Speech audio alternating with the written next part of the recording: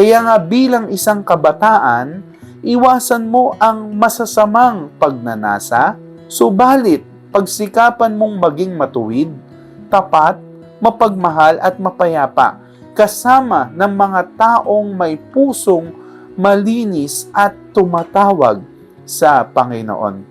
So sinasabi lang po dito ni Apostle Paul yung mga dapat na gawin ni Timoteo. At isa na nga dyan, yung alisin na yung masasamang pagnanasa.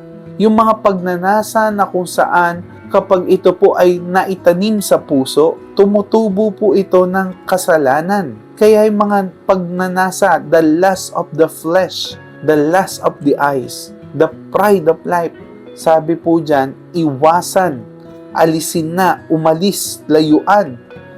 At instead, sikapin daw po na maging matuwid sa mata ng Diyos, maging tapat sa lahat ng bagay, maging mapagmahal, at maging mapayapa, kasama ng mga taong may pusong malinis at tumatawag sa Panginoon.